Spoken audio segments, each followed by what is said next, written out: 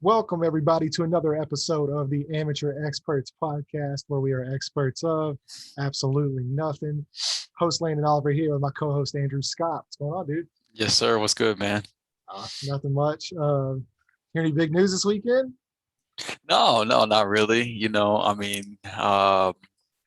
The Cardinals had a pretty rough weekend, but I've got to enjoy watching Kevin Durant be the best basketball player in the world for back in the playoffs again. Right back where he left off right before he got hurt. But other than that, no, it was a pretty calm weekend for me. So Yeah, well, if you didn't hear, your boy Julio Jones is on a new team, or not officially, but all indications are he is heading to the Tennessee Titans. yeah, he already got Uh, flew out to Tennessee, so I hope it's official because it's yeah, gonna be yeah. I it's gonna mean, be weird if that one gets called I back. know, I know they're working on the financials, which I'm super interested to see because Atlanta isn't taking any of that money back. It's all going to be put on Tennessee.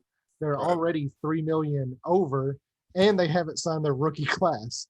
So you're taking on a $15 million contract when you're already over the cap, and you still haven't signed your rookies. So I'm interested. I'm really interested to see how they're going to squeeze these financials because I know there's a few ways around it that we'll talk about here in a second, but I kind of what you know double-edged swords, kind of damned if you do, damned if you don't. Um, So the trade you're talking about that was Julio Jones and a 2023 sixth-round pick for the Titans 2022 second-round pick and 2023 fourth-round pick. At least it was the last thing that I saw. Right? Is that like yeah, just to give? We said Julio got dealt, but we didn't ever really say the deal. So yes, um, yeah, you are correct with that. So I'll go ahead. I'll let you take your take on it, and then I will come in with mine, which I'm sure will get taken out of context, like always, because critical thinking is a big issue in the world today. You just you see you see the headline, or you see, you know, I guess what the hot take part of it, but you don't really listen to what goes around the context or read what goes around the context of what people are actually saying. So you got to look past the um, headline. for me, I love it for Tennessee. I think with Tannehill, his contract with Derrick Henry, his age, the way that running backs tend to, go as as the age goes, the way that they go. You got to think that the Derrick Henry years of dominating, like he has in the past few years, aren't it's not for the long haul.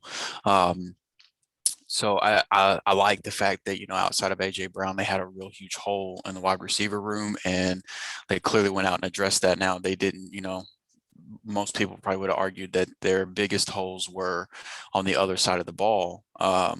And not necessarily on the offense because they did still have AJ Brown and Derrick Henry, but to that I mean I just say there wasn't a Julio Jones level impact player available for trade in defense, or I'm sure they would have been interested in that too. But the reality is, a guy of Julio Jones's talent level, whether what side of the ball they play on, somebody that is that talented just doesn't go up on the market very often.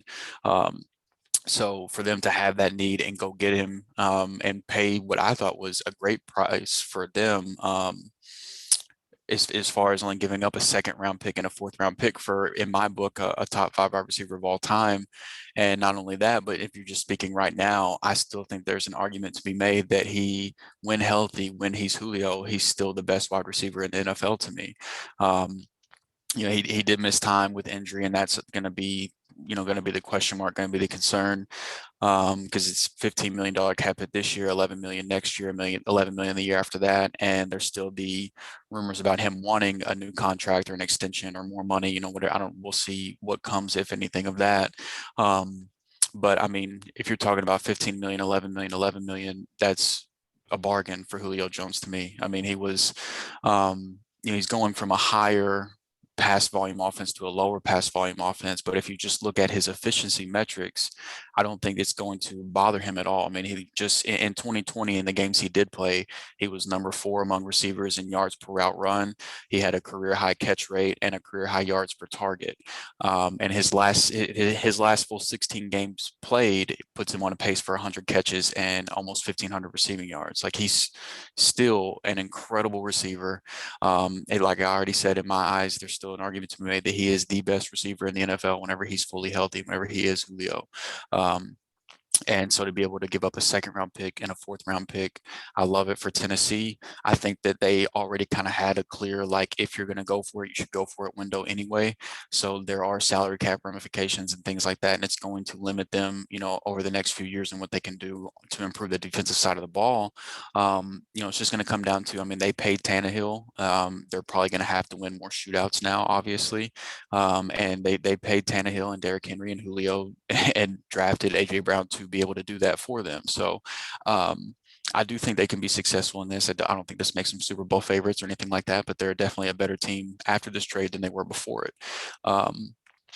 The part that I hate about it is I hate it for Atlanta. I don't like it at all. I mean, I know that they were in cap trouble and they needed to clear some cap, but the reality is you, for at least the next couple years, with not taking a quarterback whenever you were up as high as you were in the draft and restructuring Matt Ryan's contract the way you did, it seems like they're locking themselves into at least like 2 more years of Matt Ryan. I mean, 1 at a minimum, like he's not going anywhere this year, obviously, but I think that you've got probably 2 more years of Matt Ryan, and Matt Ryan's numbers are significantly worse whenever Julio Jones isn't on the field across the board. And I think they had the chance to have possibly the best offense in the NFL before they made this trade. And they're, similar to the Titans, they've got questions on the defensive side of the ball. But, I think with drafting Pitts, and you hope for Atlanta's sake, you hope that Kyle Pitts, drafting him, kind of remedies some of these struggles that Matt Ryan did have in the past without Julio on the field. But I mean, I just,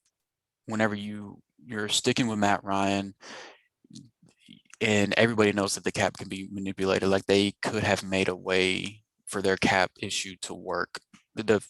Speaking like from the Falcons, they could have found a way to make it work without trading away Julio Jones.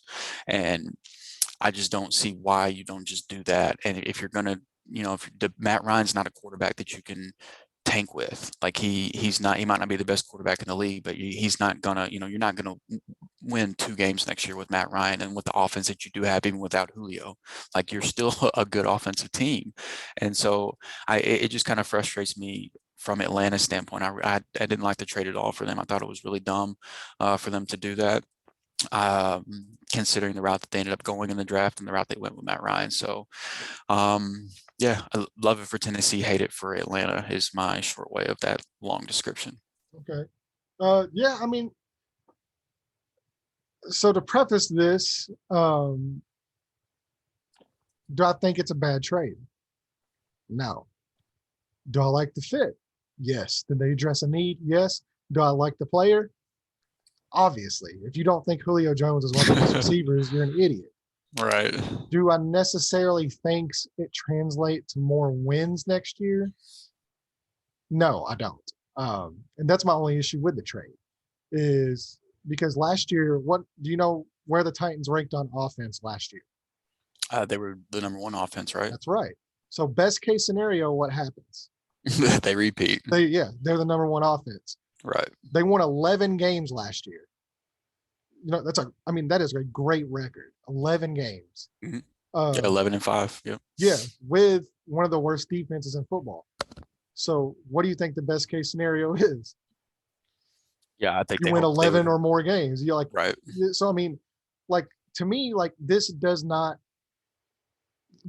vault them to me into that still, like, I mean, name value aside, great player, love the team. I love it for fantasy football. Love it for fantasy football.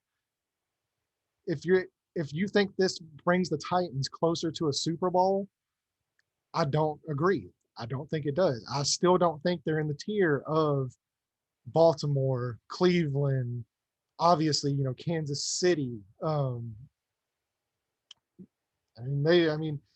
They might not even honestly be the best team in the division still. Because I've said from day one, the Colts have one of the most complete teams in the AFC and really in the NFL. It's all going to come down to Carson Wentz, um, because the Colts have a top 10 defense, a top 3 offensive line, a top 3 running game, decent weapons. All it needs is a quarterback to click. And, if that happens, I still don't know if they're the best team in the division, because, they won 11 games also. So, I mean, it's and the issue with the salary cap thing is like, yes, can the salary cap be manipulated? Absolutely, 100%.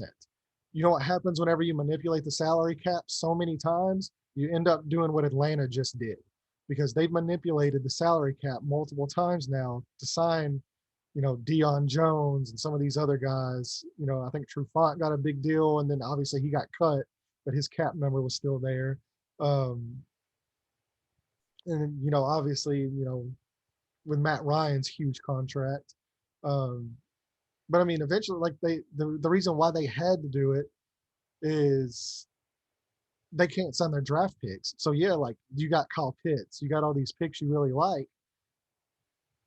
You can't get them in the training camp, or I mean, you can't get them on that roster until you make move, or you make room for that. And all they're doing whenever they, because that to me that seems like a team, even with Matt Ryan, I think they can be competitive this year, but I know they've got an eye towards the future. Mhm. New coach, you take the best player available in the draft, you see what's going to happen. And if they would have restructured Ryan's contract or restructured Julio's contract, all you're doing is pushing that money into next year's cap, Right. which is, one of the routes the Titans are going to take, which is why we both, kind of agree their window is pretty much now. Like you have this year, maybe next year. And then after that, and this is with restructuring these contracts, because they have to restructure these contracts to get Julio in there.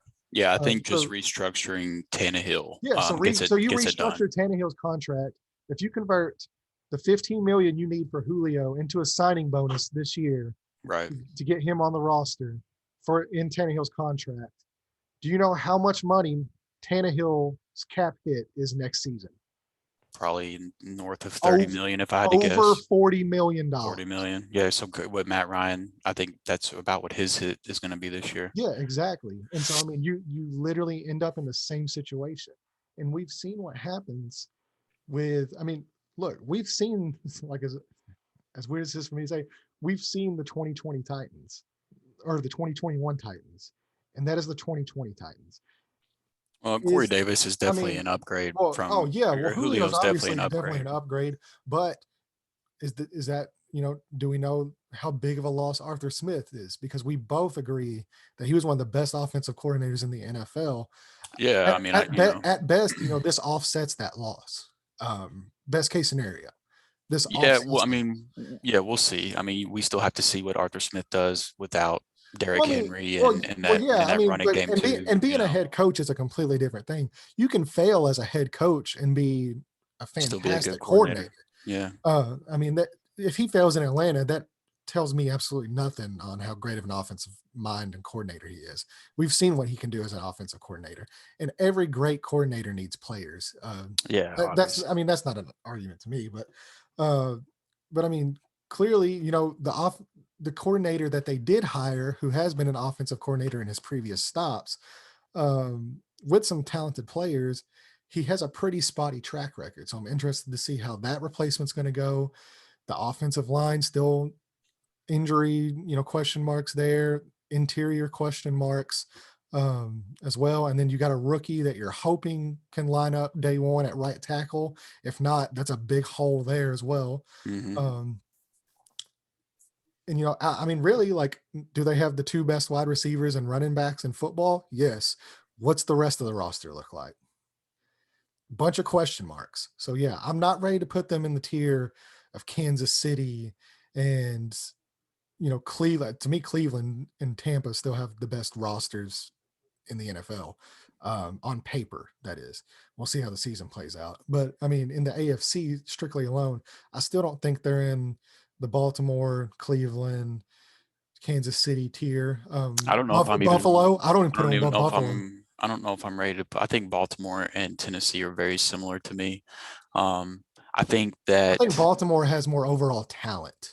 I think Kansas City and Buffalo are in a tier of their own. Yes. And then you've I got think Cleveland can very easily get in that tier. I love Cleveland's roster. I just don't have enough faith in Baker to put them, which is weird for me saying that because I've been a Baker supporter, but I think he's good. But I just, even with how good the roster is around him, I just don't know if I'm ready to go all in on Baker like that. Um, but I think I like the way that I would put it is I would have Buffalo and Cleveland in a tier of their own. Or no, I'm sorry, I would have Buffalo and Kansas City in a tier of their own, and then have Cleveland in a tier of their own. And then after that, in tier three would be of the AFC teams would be like Tennessee and Baltimore. And I think they just need a couple things to break their way, and they could be right there. But I mean, they do still have question marks. You know, we still have a while before these guys get on the field. But the reason I like this trade for Tennessee is because I thought their window to go for it was kind of already defined as what it was without Julio. Like before getting Julio, I still would have said, you know, if this team doesn't get something done before Derrick Henry starts to decline, that's you know, I mean, that's kind of like a whenever you built your Right. entire offense around him succeeding, that's kind Right. of your window anyway. Um, so Because we saw in the playoff games what happens when Derrick Henry doesn't right, succeed in that offense, and yeah, it's not pretty. yeah. Um, but I mean, yeah, that's just my only issue with it. Like I said, love the trade, I think love they're the definitely a trade. better team today than they were before they made the trade. I think the best case scenario is, to me, like the absolute best case scenario is, instead of losing in the wild card round, I think they might make it back to the AFC Championship. I mean, and that's if everything breaks their way. I still don't think they're going to compete with Buffalo, Kansas City, like, those type of squads. I think those teams can go in there and kill it. And then, if the defense is still horrendous, and obviously we know the injury risk over the last, and even like, and this is the thing too that I don't like about the Julio injury argument, is because a lot of people will say like, oh well, if you look in his career, last year was really the only year he's missed games. He's played in this many games every, like 14, 15 games every season. Just because he's played, how many times has he been a decoy? That dude has more hamstring injuries than he does red zone targets in Atlanta. There have been some games in the past where he's been a decoy, but I don't think that's any reason not to make this deal No, either. no, I no, no, mean, no, no. I'm not if saying that, but I'm if he saying like the worst plays case scenario. I mean, you, if he plays 14 games, he's going over 1,000 yards, 1,100 yards, I 1,200 think so. yards. You know, Yeah, but like I mean, he has like, you know, just looking back at the past, like the yeah. seasons he's played 14 games. Even if you want to say, well, some of those 14 games he was a decoy. Well, he still found a way to put up like 1,200 yards and you know, and damn near 100 receptions every single one of those years too. So that's the only reason that that doesn't concern me is And I still worry too about the tight end position there, because I know that's been a real big security blanket for Tannehill the last couple of years, I don't think and that's as big of a deal, to be I'm honest with interested you. to see how Ferkser ends up Firkser, because if you Ferkser look is back really at it, talented. I think he's a talented guy. So I I mean, mean, I'm curious to see. there was a stretch last year toward the end of the season where he was outproducing Jonnu with Jonnu on the field. Yeah, well, I mean, like And I think Jonnu is a better, you know, he's a better athletic talent, and yeah, yeah, yeah, but I mean, Ferkser, you know, he's I think he's more than good enough to yeah. fill in I as think an he's a good everyday tight player. end. So, but I mean, yeah, but And I'm interested to see, once he gets in that full time role. right, it is different than just Yeah, sharing the oh, role. yeah. Yeah. So I mean, I'm curious that, but yeah, to me, like I said, love the move for fantasy. I like the trade. They're clearly in a win now window. I still just don't think this vaults them into that elite tier of AFC teams. And then you include the NFC teams. I mean, I just don't think they're still a Super Bowl contender right now. There's too many question marks on that roster for me to put them with some of those other more complete teams in the NFL. And that's my only issue with it. Not saying Julio Jones sucks, not saying that he's not a good wide receiver and he doesn't make the offense better. That's not what I said at all. I don't think it wins them more games. I think best case scenario, they end up as the number one offense again next year. They might go a round or two further. If everything breaks their way, But Yeah, I mean, at the end of the day, they invested a pretty good amount in both free agency and in the draft on the defensive side of the ball. So it's going to come down to um, if those investments pay off or not. yeah, Because if yeah. I those, mean, it's like I if said, Bud it's a Dupree lot of question can, marks, and yeah, if the question marks hit, then everything's good. And like I said, I think they can make it to AFC Championship status. That type of a level of a team. If those don't hit, and they still have one of the worst defenses in football, because you got to remember too, they won 11 games. They won a lot of really, really close games too that could have went either way. There's a few, to use a like basketball term, like there's a few like bounce of the balls away from being a 7-win team over an 11-win team. I think Julio can probably remedy that a little bit more to where those games might not be as close and give them a better chance to win. But yeah, I mean, to me, they're still double-digit win team, 11-win team. Division, I mean, I'd still think the Colts and them are probably right there neck and neck. Um, like I said, if both teams are playing at their best, um, I still think the Colts have a more complete roster just because of how good that defense is. Um, and obviously, they're going to go as far as Carson Wentz takes them. And it's going to be the same thing with Tennessee. Tennessee's going to go as far as Ryan Tannehill takes them. Um, I mean, that's just the nature of the game. yeah, they'll go as far as Derrick Henry will take them in the regular season, and then they'll go as Mm, far as Tannehill will take right. them in the Yeah, postseason. yeah, and the Colts will go as far as wins, but I think those two teams to me are still neck and neck right there. Yeah, As I far think as so. I don't think the teams are far off by any means. no, I mean, I think I'm just a little bit I think with the lot, if they hadn't have made this move, I think they were clear second in the division, just from the losses that they had, because outside of Derrick Henry and AJ Brown and Tannehill, there were pretty much your whole roster was question marks outside of those guys. And yeah, in now a few that, places on the offensive line, yeah, but yeah, yeah, I get what you're but saying but though. yeah, so I mean, like, but those guys, whenever you have elite talent like that, they can get you, Right. so far. So the fact that they were even in the conversation just with those three guys and question marks shows you how great those players are. Right. And then you add a guy like Julio, like I said, this definitely closes the gap. But I still think they're neck and neck for the division, and I'm still not ready to put them in that Super Bowl status. And then on top of that, the only issue that I can even think of with this trade, which I mean it is, and we've talked about it, is now, I mean, if you don't win this year and then maybe next year, if you're able to, manipulate the cap one more season, then it's time to pay the Pied Piper at that point, because your cap space is going to vanish quickly. And I mean, you could keep pushing it back and pushing it back, but eventually you're gonna have to pay it. It happens to every team. That's just the name of the game.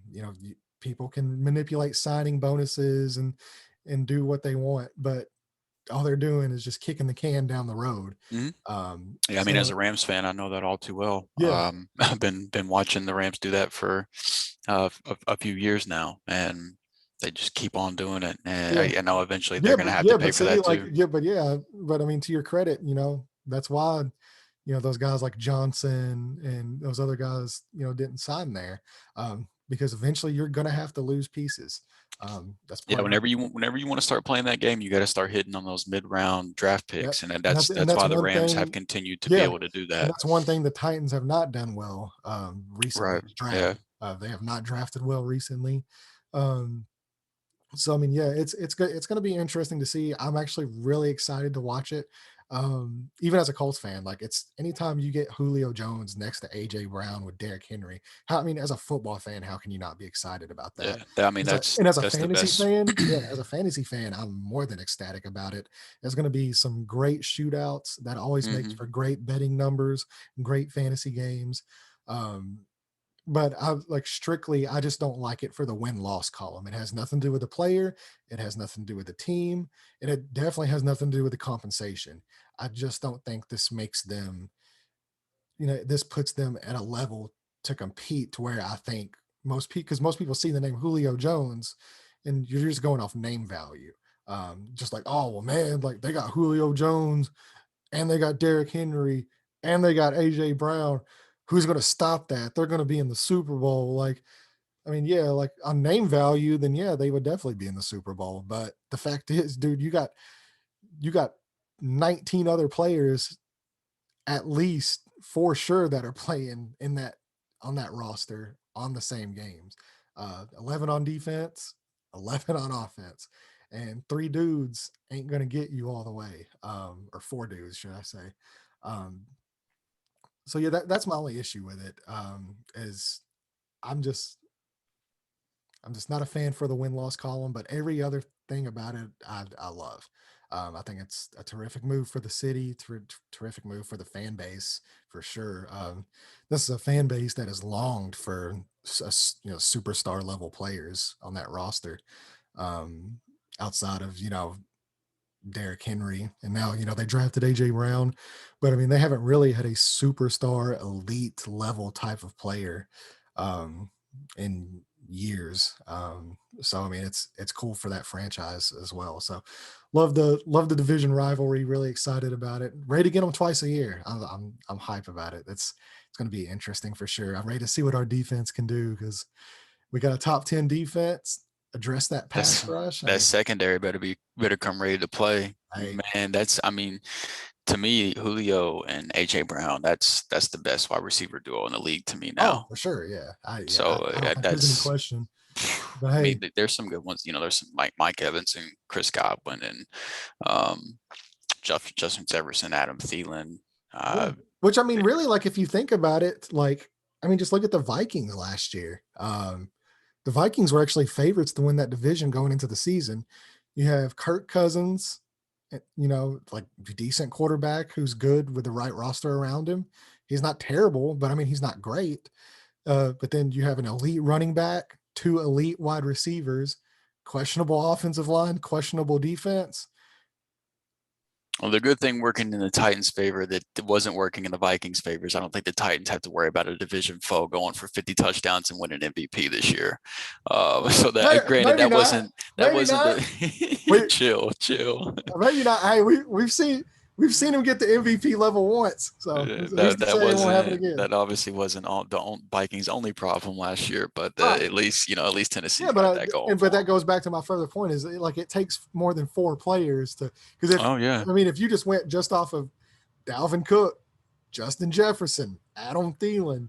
Now I don't think Adam Thielen is on the level of Julio Jones, or but I AJ mean Brown, we yeah. see yeah. Well, I mean I don't know about AJ Brown got to prove it a little bit longer. Adam Thielen's been lighting Uh, it up for a minute, dude. I think I mean, Adam Thielen's a great receiver, but AJ Brown will have to prove nothing to me for me to say that he's a better receiver overall than Thielen. he's got to be one more than 1 year. No, I'm good. I'm in. No, I'm I mean in. I'm not AJ saying I'm not in. Brown's I mean I think he's fantastic. I think he's super talented. I love the player, but I mean I'm not going to stand for no Adam Thielen slander on here. So I love Thielen. well, I don't think it's slander to say AJ Brown's a better receiver. I think at this point, yeah.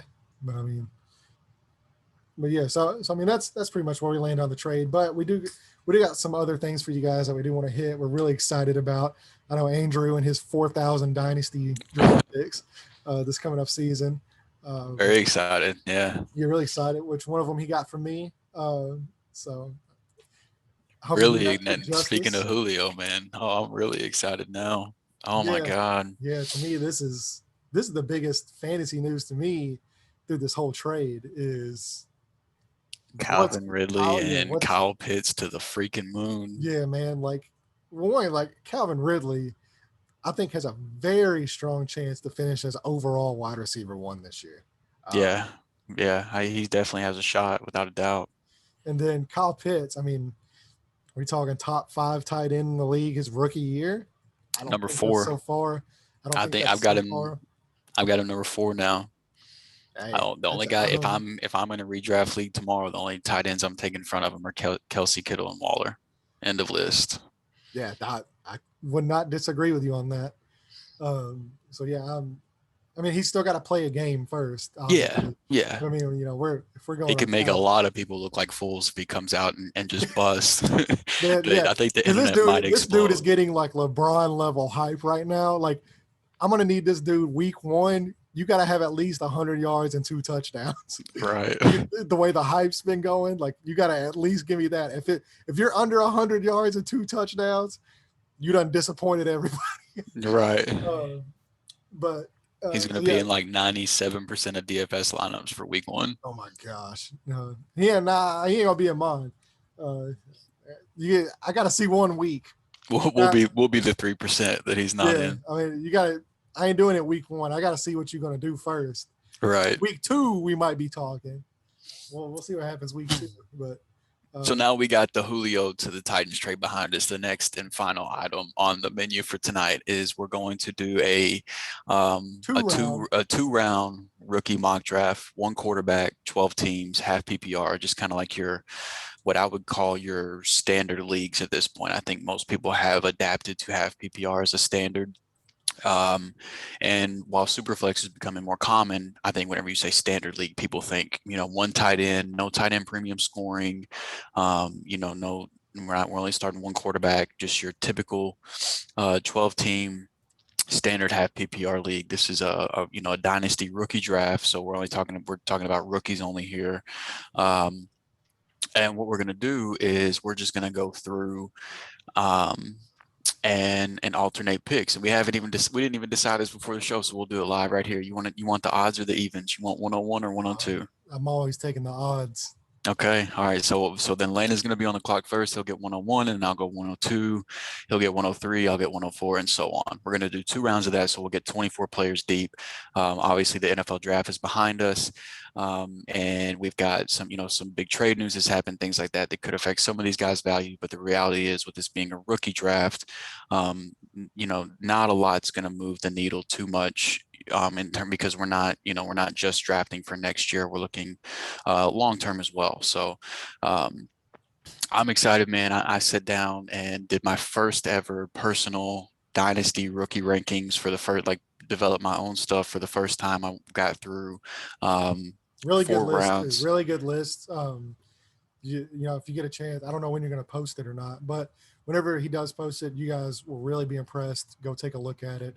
I couldn't find anything that I disagreed with pretty much on his whole list, which, if you know me, for me not to disagree with something, it's almost a miracle. So I was really fun, impressed man. when he sent it to me. Thank you. I appreciate that. It was fun. It was tough. I mean, we got 48 players deep, and then I did tiers too, which was a lot of fun to sit and think about. So I'm going to try to use that some to my advantage. But yeah, I'm really excited for our rookie drafts this year, because this is the first time I'm going to be using my own stuff to draft. So it's cool, man. But I'm ready to do this. So whenever you're ready, you're on the clock, man. Hey, we're on the clock. So we did preface this by saying this is standard, 0.5 PPR, not tight end premium, not super flex, none of that, just strictly PPR settings. So because of that, because it is not a tight end premium, as much as I would love to take Kyle Pitts right here, the volume that goes to tight ends is just not the same as wide receivers when we're talking about a 0.5 PPR.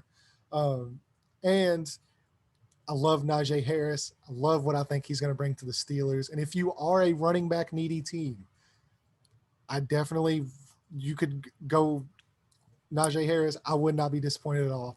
But out of pure talent, my favorite player to draft in a 0.5 PPR league, non-tight end premium, a guy who I think is just going to start lighting the world on absolute fire.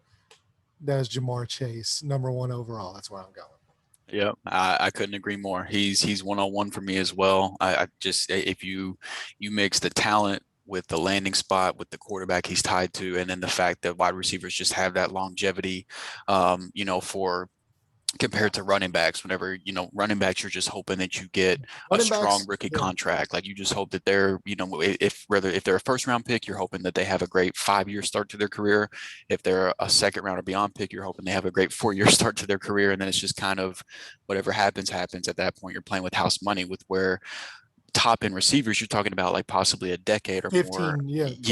Exactly. So yeah, I think that this one is in a standard scoring half PPR league, no tight end premium, like you said, I think that this is the 101 for sure for me. So no complaints, no disagreements there. I'm completely on board with that. For 102, we spent a lot of time talking about Julio Jones and what it means for the Titans and that offense and things like that. And the only thing that I said about Atlanta was how much I hated the trade for Atlanta. But one person I do not hate this trade for is Mr. Kyle Pitts himself, who is the 102 for me. I think whenever you're talking about prospects in this draft, I think that there are two guys that stand above the rest, and it's these two guys right here that came off the board first. Now I know tight end, and in a non tight end premium league, you only start one tight end in this type of league. It's not like receivers or running backs where you're starting two of each. So I get if you already have somebody like Kittle, or even if you already have somebody like Hawkinson or Mark Andrews or something like that, and you're like really hurting at running back, I completely get going with somebody like Najee or Etienne or something if you're sitting in a situation like this. But for me, I think Kyle Pitts is a true.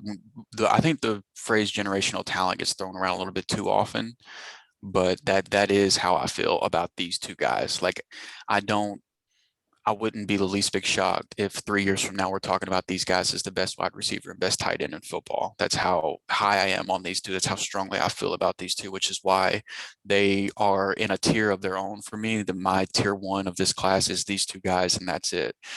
So this is how I think most, if not every draft should start off. A lot of this is team dependent. We're not looking at anything team dependent wise. We're just talking about our favorite players. So you can't just take this, on the surface and just go with that and not consider anything else, because there are other factors to consider whenever you're in your own personal draft. But yeah, this is 101 and 102, and then a tier break for me.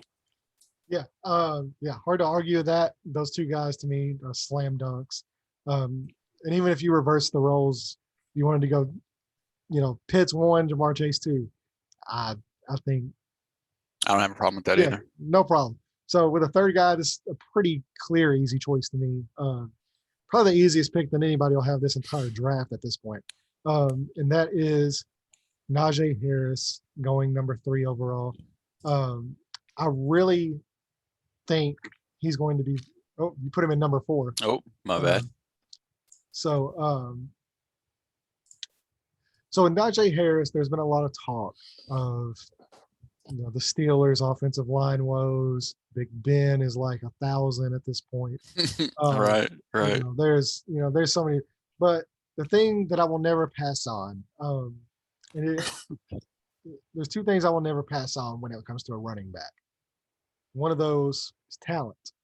Is Najee Harris a supremely talented running back, just by himself? 100%. Because I'm a firm believer in talent will always shine through. Number 2 is workload. Opportunity is king. Yeah, will he be unquestionably the top back in that offense?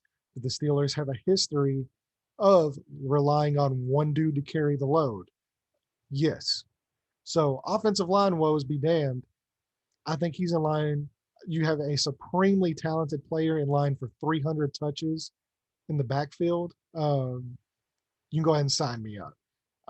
And I don't think there's any it's Najee. When it comes to the running backs in this class, there's Najee Harris and there's everybody else.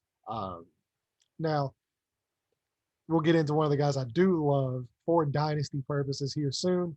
But yeah, because you're gonna get the chance to pick him here in a minute. Because I know I will. That's why I'm prefacing that. Because I do really love one other guy in this running back, and he was. If you listen to the podcast, if you're an avid listener, I had one favorite running back in this class as my RB1, but I just think the opportunity and the talent is going to be too good. Offensive line and woes be damned. Big Ben doesn't matter. We saw James Robinson tear it up last year with a huge workload, a shitty quarterback, and a shitty offensive line, and he's nowhere even near as talented as Najee Harris. So let's get rolling, Pittsburgh.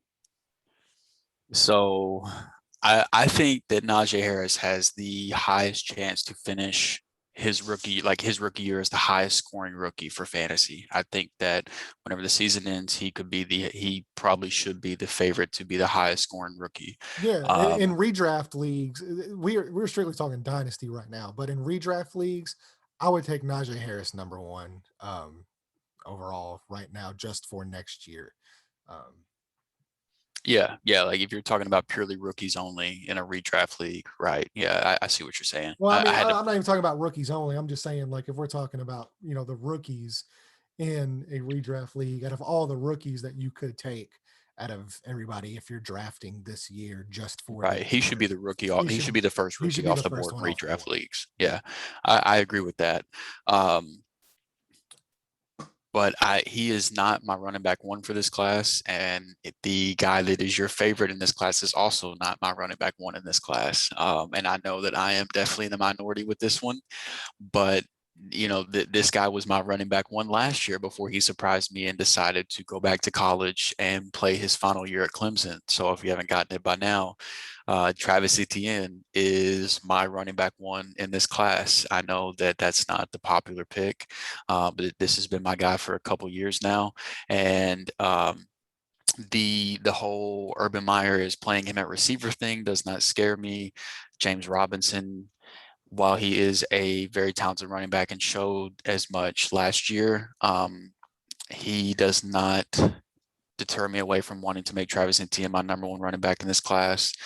Um, at the end of the day, kind of what you said with Najee, I think talent rises to the top. I think Travis Etienne is a uber talented running back, a big play waiting to happen, the best pass catching running back in this class, even with Mr. Kenneth Gainwell also being in this class. The best pass catcher in this class, and someone that is I think there is something to be said about the familiarity he's going to have with getting to play next to Trevor Lawrence. Now the concerns, the question marks are it is Jacksonville. There are still a bunch of question marks on the offensive line and things like that, similar to Pittsburgh. Um, but I think, at least for fantasy purposes, I think Jacksonville is trending up. And I don't feel the same way about Pittsburgh. Now, granted, Pittsburgh could make a big move for a quarterback in the draft next year, or acquire somebody. The way that the trades are happening in the NFL this year, who knows? I'm like there's no telling what could happen. But with what we know now, with what we're looking at right now, I like Travis Etienne long term more than I do Najee Harris. Um, I think Najee Harris does outscore him his rookie year. I wouldn't be as certain in year two. We'll see how things occur for Travis Etienne. I think you have a better shot of him having like a J.K. Dobbins like surgence in the year, where he starts off the year pretty slow, and as the year goes on, he earns more touches, he earns more playing time, and um, the talent that he has and the talent that the Jaguars invested a first round draft pick in, I think that eventually shines through. And so if you're picking him in a dynasty league, you I hope you're not depending on him early in the season, because I don't think you're going to get. Now, granted, one thing that's nice about Etienne while the time happens that he's not getting a whole bunch of touches, is he's shown in college that he doesn't necessarily need 25 touches to have a huge game. With the big playability he has, he can do a lot with a small amount of touches. So even during the time that um, he, is trying to operate with less touches, and I don't think he'll ever hit the workload that Najee's going to hit his rookie year and even year two and things like that. Um, and I think Najee is going to definitely be successful. He's running back two for me, and I have him and Etienne in the same tier. Like for me, tier two of this draft is Etienne and Najee Harris by themselves. They're my third and fourth players, and they're in the same tier. So I really don't. With me putting them in the same tier, I'm basically telling you I don't have a problem with you taking one over the other. This is just how I prefer them. Um, so I think Najee's going to be great. But if me personally, just I love ETN and the big playability and what he can do in the passing game. Along with, he's not as good between the tackles as Harris, but I think he's good enough to get it done with what he adds in the passing game and the big plays that he has. So running back one for me and 103 for me, but I have no problem with him going 104 based on how I have the tiers lined up. Yeah. I think the only argument that you could put against that is we've kind of seen that play out already. Which I mean, both guys are going to end up being really good players, but it was kind of the same argument for Jonathan Taylor and Clyde Edwards-Helaire last year. Like, oh well, he's much better pass catcher. I mean, obviously, going to Kansas City's offense, but I mean, if you're just looking at pure running backs, like just pure runners, Well, I think that's Travis the guy. Etienne is a much better prospect than Clyde Edwards-Helaire was. Like I like even pre-draft, pre-landing spot, I had Etienne 1 and 2, and post-draft I still have Etienne 1 and 2. Pre-draft, pre-draft last year, I had Clyde Edwards-Helaire as my 5th back, and made the mistake of moving him up to 1 once I saw the landing spot. Like I wasn't as big on Clyde, the player, prior to him landing in Kansas City. Whereas Etienne, this isn't like an adjustment. Like I didn't make a huge adjustment to my feelings and my rankings because he landed in Jacksonville. And I think him and Trevor Lawrence are going to, like it wasn't anything like Right. that. Like it was that was the big difference with me with last year I with think the people just situation with saw Clyde. saw the location instead of the player, and that just kind of bumped him to a different level. But Yeah, I was one of the I, people that I, made that I mistake last year. yeah, I like Etienne. But this next guy here, I still think he is the best pure running back in this class, and that is obviously you already know. You don't even have to say it. Yeah, You already figured it out. That's Javonte Williams, I was and gonna let you say it before I clicked it, but I knew yeah, where you were yeah. going. So for a dynasty league too, I think this is a guy like you said is going to split the load this year with Melvin Mhm. Gordon. But after this year, Melvin Gordon is a free agent. Now we know how teams are. For whatever reason, they love to give running backs big contracts. Yeah. And it's possible that Melvin Gordon gets a massive contract to come back to Denver. But if he does not, you have, to me, the unquestioned best pure talented running back in this class. Just for me personally, I think the guy is a Kareem Hunt level talent at running back. That's who he reminds me of. And if you give him that workload without Melvin Gordon next year, and then on top of that, in a talented offense with pass, I mean, you can't stack the box. I mean, even with bad quarterback play, you can't ignore those weapons they have on the outside, and now on the inside with the tight end and some of their wide receiver 3 prospects. So I mean, you're not going to be able to stack the box, and you let a guy like that get a workload. And like I said earlier, there's 2 things that I always draft on. That's talent. That's workload. Is the workload possibly going to be down this year? Yes, which is why he's getting pushed down below Najee for me. But is the talent there? Yes, I think he's the most talented pure running back in this class. And if you add the workload next to it, that I think has a very strong possibility of happening, then to me, this is just a slam dunk pick at number 5, because you're going to be talking here in 2 or 3 years. This guy could be the running back 1 in this class. So that's just where I fall on it. I'm a huge Javonte Williams fan. Um, that's that's just pretty much all I have to say. So I'll let you take number 6 here. Yeah. I mean, Let you get one I of these like receivers off the Javonte. board. I like Javonte. I'm not as high on him as you. He is my clear running back 3 for this class, but I say that to say that, yeah, he's my 5th overall player in this class, and running back 4 it doesn't come off the board until 15 for me. So I think there's a clear gap between Harris, Etienne, and Williams, and then the next man up at running back. I think that those 3 guys are the clear. I actually thought about putting Javonte Williams in his own tier. Like I have Etienne and Harris in tier 2, and then right now in tier 3, I've got Javonte in a tier with 3 other receivers as well, where Javonte's at the top of that tier, number 5. I actually thought about putting him in a tier by himself, just because I do think that he should be the 5th player off the, these are the 5 players I think should come off the board first in every standard dynasty draft.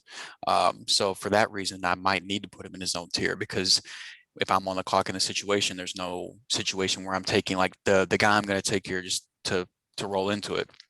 is going to be Devontae Smith, the wide receiver now for the Philadelphia Eagles. He's my sixth player off the board. But there's never going to be a time where I'm taking Javonte Williams or I'm taking Devontae Smith if Javonte Williams is on the board. So that kind of tells me I should put Javonte in his own tier by himself. But as I said, I think this pick 106 should come down to these two former Alabama receivers that are right here. And of the two, Devontae Smith is my favorite. I don't care about the weight concerns and everything like that. The reality is it doesn't matter how small he is. If his footwork and route running is so good that you can't even touch him, I don't really care how small he is because you're not getting your hands on him anyway. He's just too smooth of a receiver, and the NFL is designed for offensive players to succeed. So I'm not worried too much about him getting jammed up and things like that. There will be some plays where he might get taken out of the play, but more often than not, his talent is going to shine. And I think he is an elite talent at the wide receiver position. For me, he is the clear wide receiver 2 behind Ja'Marr Chase. Now, Ja'Marr Chase has been off the board for a minute now. At the 101, I think Ja'Marr Chase is just head and shoulders above we've already said enough about him, but I do think that the next receiver off the board should be Devontae Smith. I think that he has the opportunity to be a great receiver long term and short term with the way that the Eagles roster is set up. I think Jalen Hurts is going to target this man a lot. And I think despite the fact that Jalen Hurts is a quote unquote, running quarterback and he's not a very accurate quarterback, I do think the Eagles are going to have to throw the ball more than people are kind of think with the way I've heard the Eagles be talked about, and I've heard about Devontae Smith and things like that be talked about. I don't think people are expecting them to throw the ball that much, and I don't think they're going to have a choice. And I think Devontae Smith is going to be the benefactor of a lot of that. So he's the clear 106 for me. Yeah, and I would agree with everything you just said there. And which leaves the other wide receiver from Alabama for me to take at 1-7, and that is Jalen Waddell out, for the Miami Dolphins. Not a huge Tua fan, but this is a dynasty draft. So if Tua doesn't work out, Miami has all the opportunity to get back up there, take another shot at quarterback. And if you look at Waddell on just measurables alone, he's a physical freak, a physical specimen, and he's a home run threat every time he touches the ball. So I think that those two guys really, even though I like Smith better, I think even if you reverse them, I wouldn't really have an issue with it. So, No. yeah, I'm going to go with Waddell there, and that leaves 1-8 there for you to take. I'm going to take a guy that I think people are too low on, and it seems like it's somebody that where if I were in more dynasty leagues, I would have a bunch of shares of this guy because I would probably be taking him before a lot of people would take him off the board, and that's going to be Rashad Bateman, the wide receiver for the Baltimore Ravens. I think that he is being written off a little too much because he landed in Baltimore, and I understand that the pie is a lot smaller in Baltimore than it is in most places, considering they're the favorites pretty much every year now to lead the league in rushing attempts. But whenever you get into dynasty drafts, especially once you're at this point, I've learned my lesson in years past that I am purely focusing on the player and the talent, and I'm not going to rely as much on landing spot because landing spot and the factors that make a team and like all the pieces that make a team what it is fluctuate so often year to year to where you think what a team's going to be, and like we just knew that Buffalo was a horrible landing spot for Stephon Diggs whenever he got traded. Like we just knew that was going to be a decline for him, and then bam, he's a top 3 receiver in football, and Josh Allen has made this big jump. And I don't know if Lamar Jackson has a Josh Allen-esque jump coming in terms of his passing development, but one thing I do know is that Lamar Jackson is a hard worker. I believe in the player. I believe that he is doing everything he can to become a better passer. And I think that Rashad Bateman is the best outside receiver that he has had up until this point in his NFL career. And whenever you talk about his college production mixed with his breakout age, mixed with the draft capital, I wish I had the list of players in front of me, but whenever you put those factors in that I just mentioned, there was a short list of who's who in fantasy football that had the college production, the breakout age, the draft capital and everything invested into this player, and who those people were. And Bateman was in a list of very impressive wide receivers in this league, over the years. And I think a lot of people are going to look back and say that, I think this is going to be the guy that people are going to look back and say he should have went a lot higher in dynasty leagues than he did. Yeah. Yeah, hard to argue that. I really like the player. We'll see what happens. I don't even really think it's Lamar's fault that position doesn't get targeted as often. I think it's more the design of the offense than it is actually Lamar not targeting the wide receivers.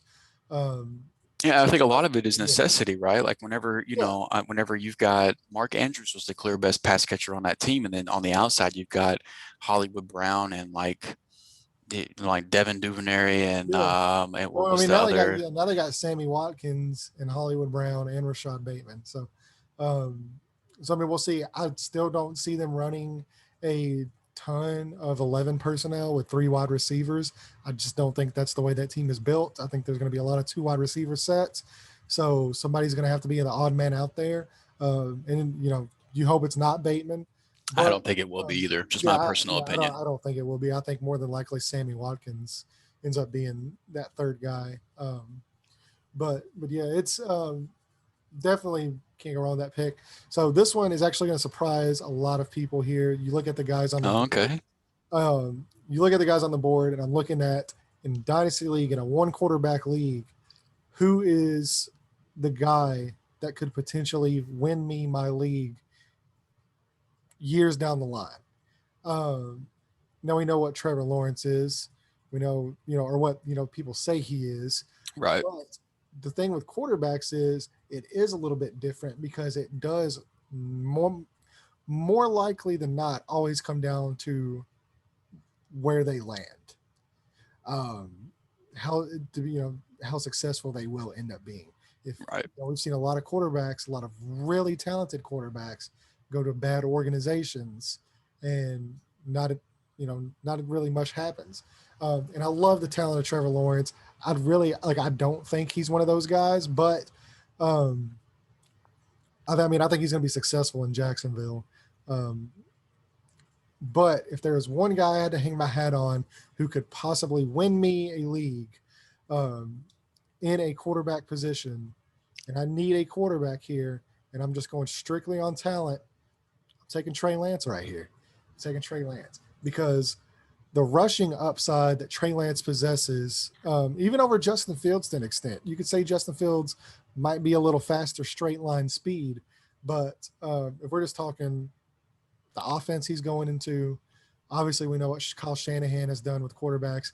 He finally has a quarterback that he picked over Justin Fields, and I mean, who knows? He might have picked him over Trevor Lawrence. Who knows? Because this guy is just a ridiculously talented ball of clay that Kyle Shanahan can mold into exactly what he wants. You have talent on the offensive line. You have talent at the receiver position. You have a talented defense. We'll see what happens with the secondary, but for the most part, very talented defense that can get the ball back to him more times in a game to have more possessions. And then you add the coaching scheme and you add the talent of the player just in general, the rushing upside he possesses, as well as the decision making and arm talent he showed. This could possibly be, we could be talking here, like we've said before, we're talking 2 or 3 years down the line, looking at Trey Lance as being a top 3 to 5 quarterback in fantasy football. Yeah, yeah, I couldn't agree more. He's my quarterback one for this class fantasy wise as well. I think the landing spot mixed with his arm talent, the weapons around him, the coaching staff, and then of course his legs. All the points you mentioned. I think that if I'm in a super flex league, I'm probably taking I'm probably Lawrence taking just him top because. 3. Yeah, I would take. I'm probably taking him over Najee Harris. Yeah, he And would definitely be a top three pick in a super flex league. But I'm just in a super flex league, I'm probably taking Trevor Lawrence just because I think he is safer. Um, but in a one quarterback league where it's not as big of a risk and a quarterback's a little bit easier to replace, or if you do miss, oh well, I think it's 100% worth it to take the gamble on Trey Lance because of the upside that he does offer. So I'm completely on board. He's my quarterback one as well. He is a little bit.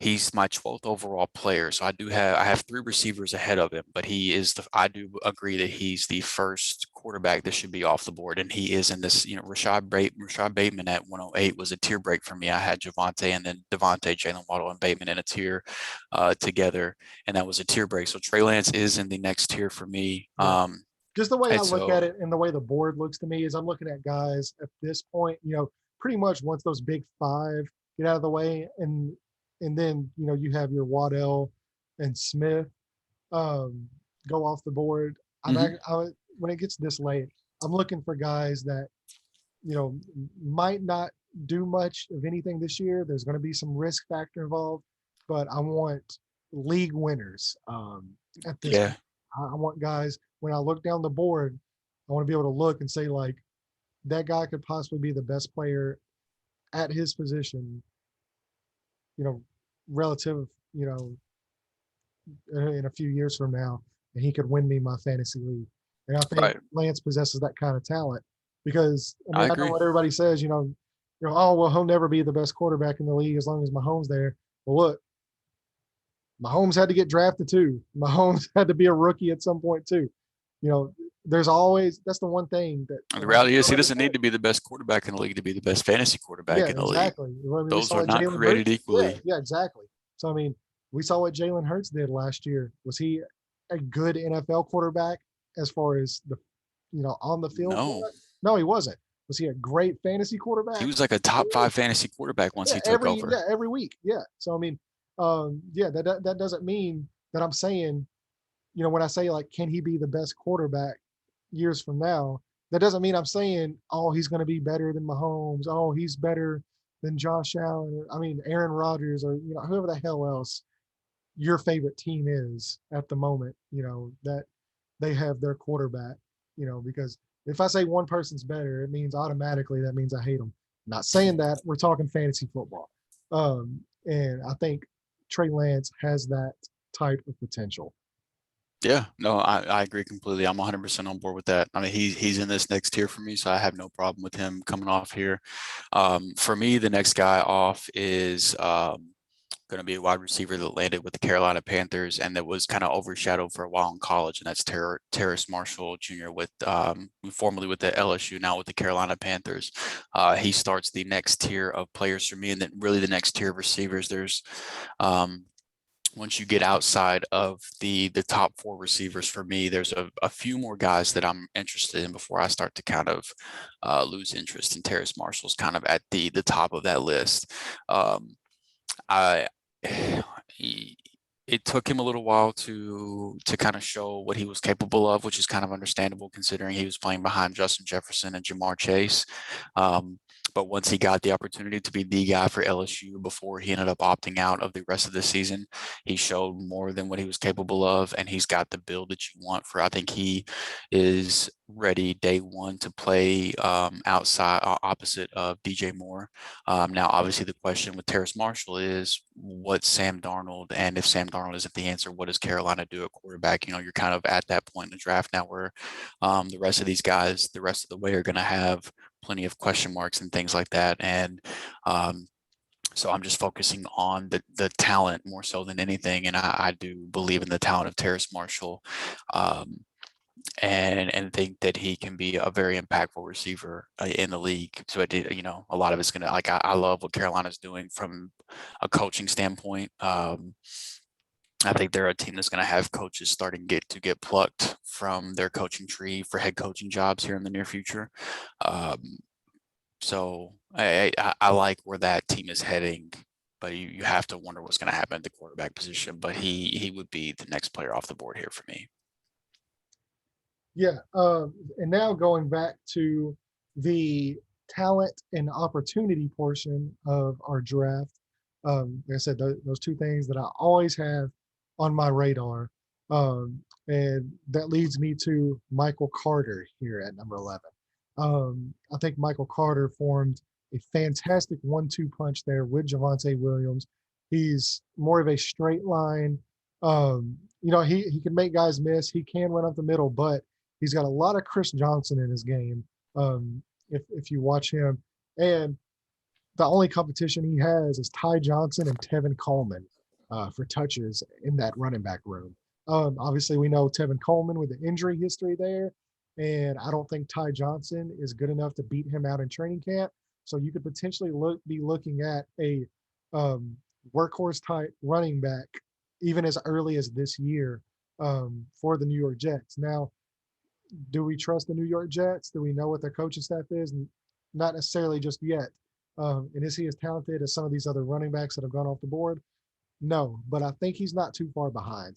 And I think his pass catching, his straight line speed, um, a guy, like I said, he reminds me of Chris Johnson, Raheem Mostert type of a player. Um, and so you give that guy an opportunity for, 15 touches a game. If something was to happen with Tevin Coleman, and even then, we don't even know if Tevin Coleman's going to beat him out in camp. So I mean, it's very interesting. Right now, he's stuck in a committee, but with how brittle some of those guys are there in that committee with him, he could very much be looking at an increased work role. And I just want the talent and I want the opportunity. Yeah, a little bit higher on Michael Carter than I am. I've got him down in my next tier that we're not quite in yet. I've got him as number 16 overall. I think he projects more as a committee back that handles um, the pass catching work and things like that. Not that I don't think he can't work between the tackles, but um, I don't think a workhorse back, unless it just happens to be a workhorse back by necessity, because like you said, Tevin Coleman's hurt and they have nobody else to take snaps and things like that. But I don't think Tevin Coleman is anything to write off simply just because Robert Saleh, he came from the San Francisco 49ers where Tevin Coleman previously was. And that was like one of the first free agent signings that Saleh made once he got the head coaching job in New York. So I don't think that, that's much of a coincidence. And I do think that that is going to factor into Michael Carter's um, opportunities as long as Coleman is healthy. Now, we obviously, if you've been playing fantasy football or if you're just a football fan for a while now, you know that Tevin Coleman being available and healthy isn't something that's all that common. So I do think that the argument, I agree with the argument that you're making, but there are just some receivers I like a little bit more, and then some quarterbacks as well that I think provide some more upside to where I would be going in that direction personally. Um, and I'm going to go back to the wide receiver here, which is my next wide receiver up right after Terrace Marshall, which is Mr. Rondell Moore, the freak himself, is My who's going to love be for coming him. off next for me. That's my 10th overall player. Um, I believe this is Christian Kirk's last year on his rookie contract. Larry Fitzgerald, we know, can't expect him to be around much longer. AJ Green obviously is not. I don't think that he's going to be he's not the AJ Green of old, at least I'll say. So um, even if Rondell Moore doesn't have a huge rookie year, I expect his role to expand in a big way by year two, and I think that he can be a one of the best slot receivers in the league by year two, if he's given the opportunity, if he's used correctly. That's kind of the big question mark for me is Cliff Kingsbury going to use him the right way? And the reality is Cliff might not even be around by his year two. If the Cardinals have a lot of expectations, and if they have a down year again this year, the NFL is very, very, what have you done for me lately? And it wouldn't surprise me to see him be out the door. So I'm not really going to put that. While it does kind of concern me, I'm not going to sweat about that too much while I'm on the clock and Rondell Moore's available. I'm just going to trust the player. I'm going to trust the talent. And size be damned. I think that he is one of the most explosive, if not the most explosive player in this draft. And I think by year two, at the latest, he's going to have a clear path to touches and receptions as long as he's used in the correct way. So he's easily my next favorite player to come off the board. Yeah. Yeah. my love for Rondell Moore has been well documented on this podcast, so I won't really go too much into that. But I will move on to my next one. And with this being a one quarterback league, we know quarterbacks are going to get pushed down, but the fact that this guy's still here to start the second round, I just can't let him fall any further because we know what the talent is. That's got to be Trevor Lawrence. I've got to take Trevor Lawrence here. I've got to stop the slide. And if you don't need a quarterback, this is a dynasty league. Eventually, you might need a quarterback, and Right. yeah. So I mean, like we who would have thought coming into at the end of last year, Deshaun Watson situation. I mean, we're talking about one of the best top three quarterbacks in the NFL, and especially for fantasy football.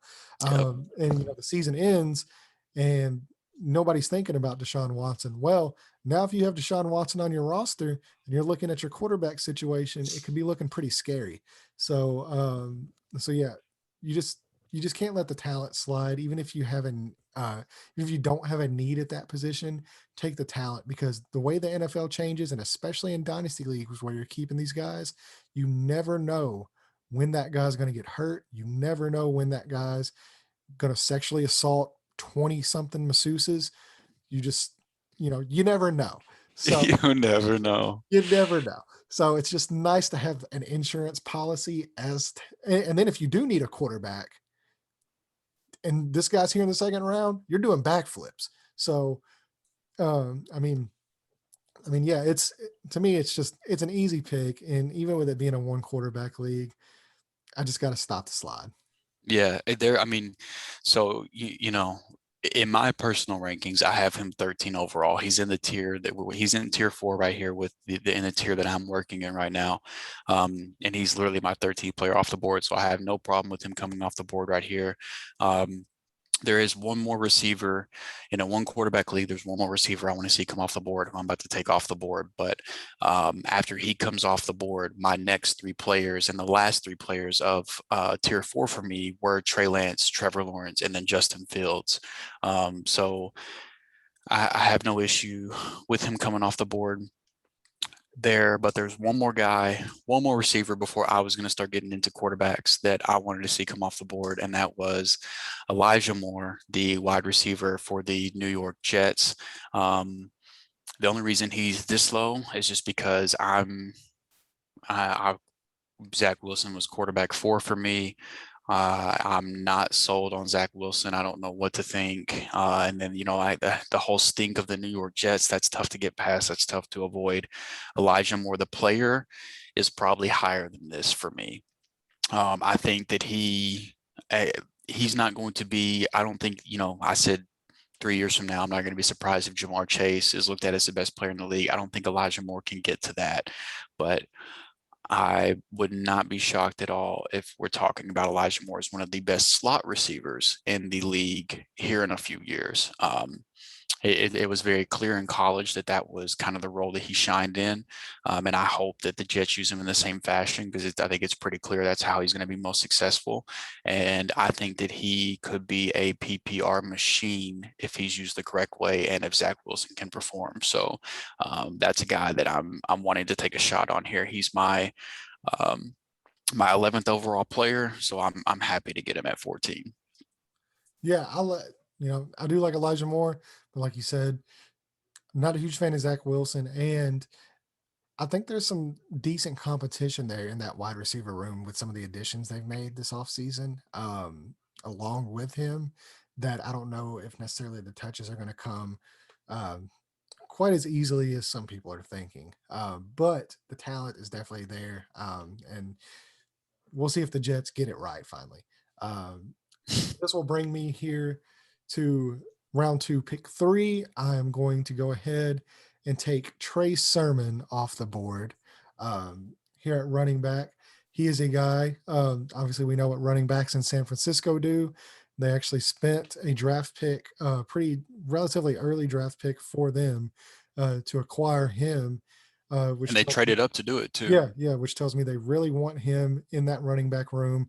We know Raheem Mostert is not the picture perfect of health as well. So he's a guy that goes down, possibly, going to get some goal line work just right off the bat.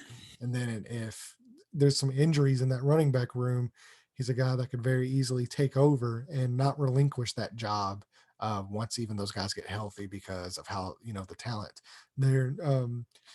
So, I mean, it's one of those wait and see, but if you need a running back and you're in the second round, that's a guy that I would definitely be targeting. And even the back end of the first, if you're really Hmm. running back needy, I don't Right. think you can go wrong with him or Michael Carter there at the back end um, of round one if you are needing that position. Yeah, yeah, I agree. I actually have him as my fourth overall running back. Behind the big three running backs that we discussed, he was going to be. I said I had Javonte Williams at 5, and then my next running back wasn't until 10 players later. That for me, that's Trey Sermon. I do have Michael Carter right behind him. I've got Sermon 15th overall, Carter 16th overall. I do like Sermon a tad bit more. Um, I think he has a better chance to turn into a workhorse back, but his concern is the opposite of Carter's, where I don't know what you're going to get from him from a pass catching standpoint. It's not that I don't think he can't do it, but he just simply wasn't really asked too much in college. So I don't know what to expect from that aspect. But um, like you said, I mean, the two people ahead of him on the depth chart are Mostert and Jeff Wilson.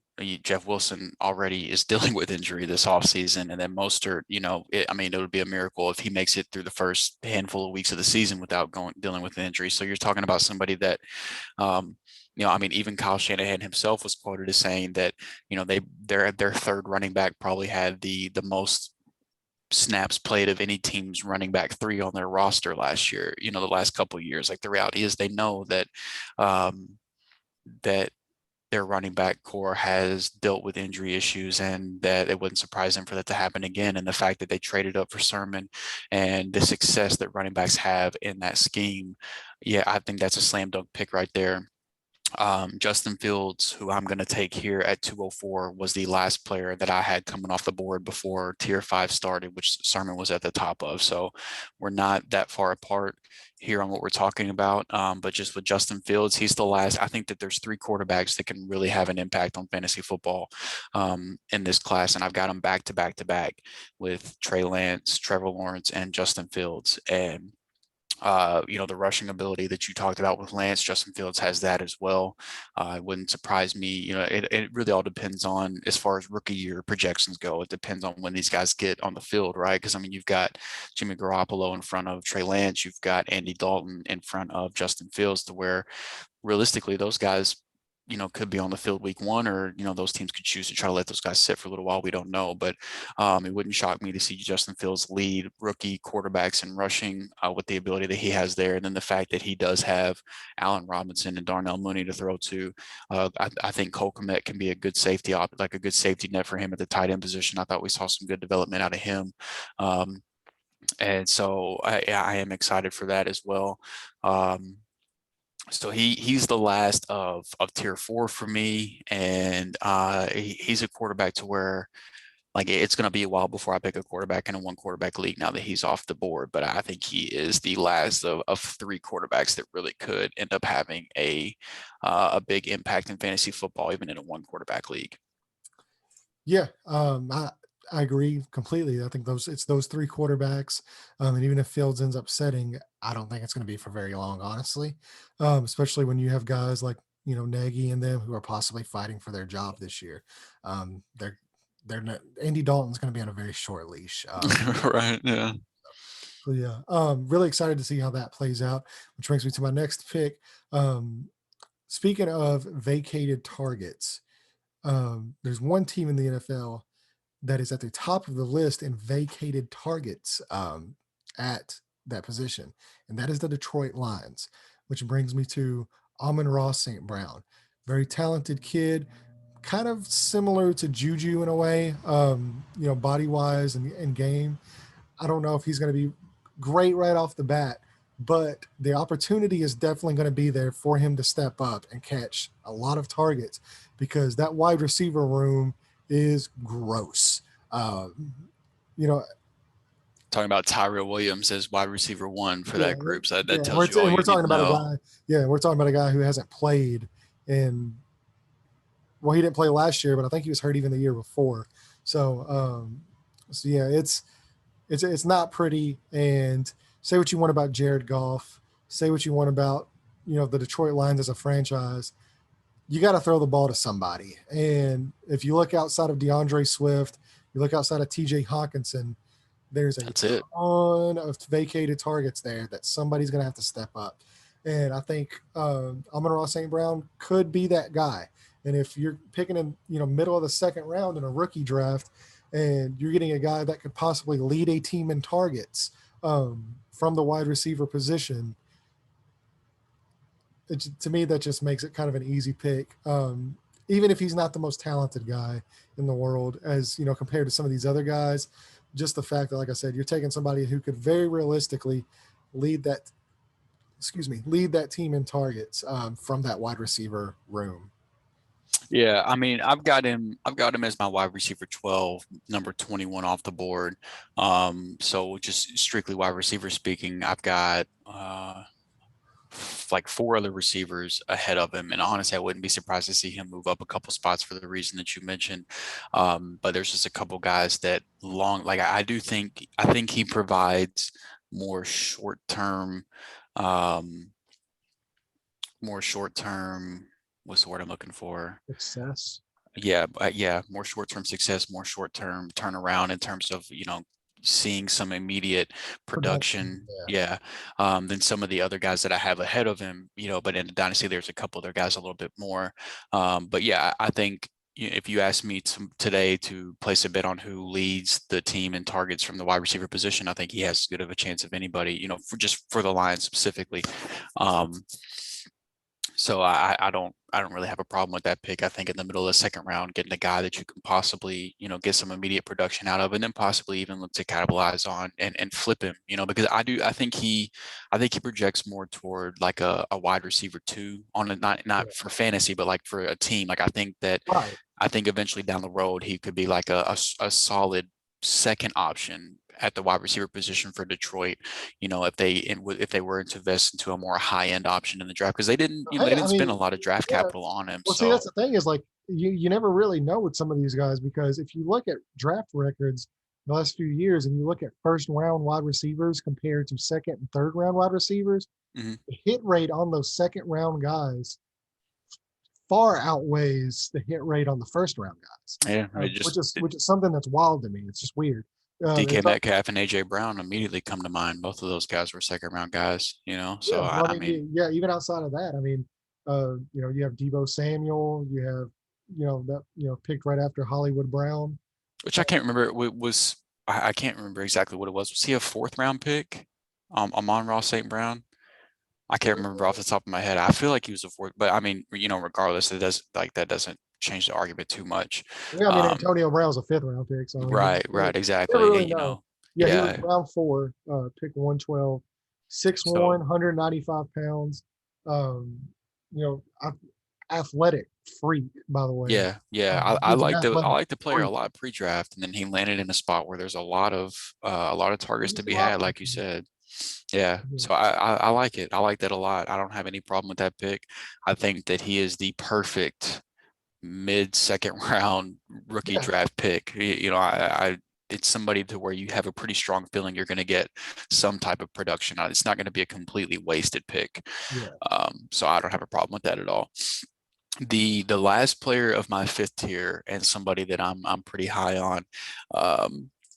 I might have to even type him in here. Well, I got to do it this way. Set player. Um, is Josh Palmer with the Los Angeles Chargers. I think that his draft pick plus some of the concerns that Mike Williams has had already, from injuries and things like that. This is Mike Williams' last year in his contract, and me personally, I do not think that the Chargers are going to re-sign him. That's just my guess. That if Mike Williams gets extended, then Josh Palmer would get pushed down a little bit in my rankings. But for me, I like the player a lot pre-draft. I think that He's a lot better than what his college numbers show just because of the quarterback play that he had to deal with in college. And I think that he is a very talented receiver. And obviously, with the rookie season Justin Herbert just had, it does not hurt to be attached to him with decent. I think he was a second round draft pick, too, maybe, if I'm remembering correctly. So, I mean, he's got some decent draft capital to go with his talent, and he's connected to a good quarterback who could possibly have some targets. There's already targets vacated with Hunter Henry being out the door, and then there's a possibility that Mike Williams is out the door as well. Keenan Allen's only getting older, which with his game, I think his game translates for him to be a very successful receiver, even as he ages, as long as he can stay healthy. But I do think Josh Palmer has a chance to be a very strong second pass catching option behind behind Keenan Allen in the very near future for Justin Herbert. And so he's somebody that I was already kind of high on just from a talent standpoint, but once I saw where he landed, he kind of went up into a tier with he was in the bottom of tier 5 with Trey Sermon and Michael Carter before, there's by tier 6 is a long list of, it's like 7 players deep, I think. So this right here is a place I'm targeting to where if I was just outside of this pick 17 range, like pick 15 through 17, I'm trying to trade any like late picks and mix of like maybe rotational players to get rid of my later picks and try to get up into this range, because this is kind of where I start to fade out on this class a little bit personally. Yeah. I still think there's a couple more options that I do really like. And with this pick here at number 7 in the second round, is another guy we're going to have to type in here. He's a guy I really like the talent of, and I potentially like the team depending on what happens at that quarterback position here in the near future. But that is Dyami Brown with the Washington Redskins, or not Redskins, the Washington football team. Oh my God, don't Come cancel. out, come out with a name already, though. Yeah, Like, what are we doing? Why are you yeah, still the football team? Come yeah, on, pick yeah. a name. Yeah, please don't cancel me, Jesus. Um, but yeah, I just he has the highest passer rating in college football when targeted Mm-hmm. behind one guy. That one guy was Devontae Smith. So he's clearly the talent's there. I know Terry McLaurin's there, Curtis Samuel's there. They've got plenty of guys that can make magic happen. And then you're not even factoring in Antonio Gibson, who I think is just in for a ridiculous year. Uh, but Dyami Brown is a guy to me that fits almost very similar to like a Debo Samuel type role in that offense, where you can manufacture touches for him, and he's just gonna do nothing but produce. And especially you got my boy Fitz Magic out there throwing fuck it bombs up. Who knows what's gonna happen? There's a million different avenues, but just on talent and especially like I said, quarterback position could very easily get sorted out next year, and Mm-hmm. he's a guy that I'm willing to take a shot on this late. Yeah, no, I have him. He's right at the top of the next tier. And there are a few guys, I said I'm kind of after pick 17, I'm kind of out. But there are a couple guys, like you said, that, still have some interest in guys that I'd be happy taking flyers on. And Diami Brown is absolutely one of them. I like that pick. This next pick I'm gonna make, he's next in my rankings, and I tell you, I don't like this one. I don't feel good about it. I wanted to put him lower, and I let the draft capital um, deter me away from not putting him lower. But the next guy up for me and my number 18 overall player is Kadarius Toney. Um, I noticed you were super low on him in those rankings. Yeah, and I wanted to be even lower than what I was, man, to be honest with you. I have, like I said, I have him in tier 6 as my 18th overall player, my wide receiver 9. And I wanted to push him down even lower. But the reality is he has first round draft capital. And there is a real reality where outside of Kenny Galladay and Darius Slayton, a lot of those pass catchers could, Sterling Shepard and even Evan Ingram and guys like the pass catching room can get a lot less crowded after this season. Um, So with the draft capital, and you're just thinking they have to manufacture touches. And I mean, the reality is he is a very explosive player, but just the late breakout age and things like that really concern me. And I think Kadarius Toney is what the Giants were hoping for if they would have just drafted Rondell Moore instead, who was he didn't go off until the second round, like he was on the board, like that. I feel like Rondell Moore and Kadarius Toney are similar players. I just like Rondell Moore a lot more. So I guess that's my issue. I don't know. Kadarius Toney is going to be a guy where if he hits, I'm going to get burnt severely because I'm not going to have him in any league. He's going to go earlier than where I'm willing to take him in every single league. So he's every year there's a guy like last year for me, the guy I was willing to be completely off on and completely wrong on if it burnt me was Henry Ruggs. Um, and this is Kadarius Toney is my Henry Ruggs this year, essentially, where if he hits, oh well, I'm not going to have him. I'm just going to have to be wrong on him. Like you said, he's way down for me. So he's next man up for me, though. So I'm not going to let him slide any further. I'm going to take him here. I do think he's worth a shot at this point. But this is literally the earliest I'm willing to take him. So Yeah, definitely don't have any issues with that. I don't think he's as bad in my rankings as what you have him. But yeah, I mean, there's a lot of mouths to feed on that offense, and we don't know if Daniel Jones is going to be able to provide the food for them mouths. So it's going to be interesting there. A guy here late that um, terrifies me with this pick because you don't know the situation we're looking at yet. But if everything does end up working out, I think he could be a value here in the second round. Yeah, you know. Um, You do and, said the name. We haven't talked about this at all, by the way. Like I'm typing these names out before you start talking. There was no yeah, like yeah, there, yeah. before we hit record, like this is where I'm like, this But is see, just I don't purely even like. He sent me his rankings earlier, which I'm not looking at them, um, but I don't even have my own rankings. I'm just going straight off of memory right now. Um, but yeah, it's Amari Rogers is a guy that when it's this late in the thing, I'm willing to take a shot. Obviously, we know the Packers have needed a wide receiver drafted for years. They didn't do it in the first round, in the second, but they did get A. Rogers for A. Rogers. right. I think he immediately has the chance to step in and be that weapon opposite of Devontae Adams. Mhm.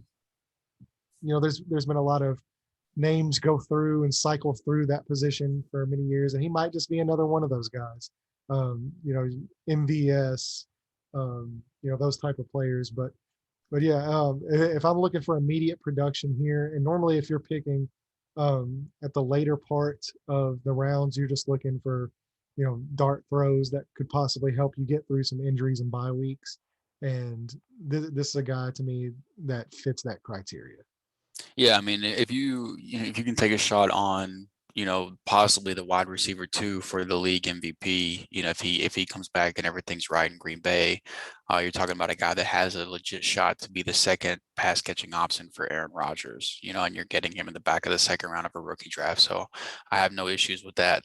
I have him as my 22nd overall player, which is right about where we're at now. So no problem there. The next guy up for me that I'm going to be taking, and he would be even higher for me on than this, honestly, if I knew what.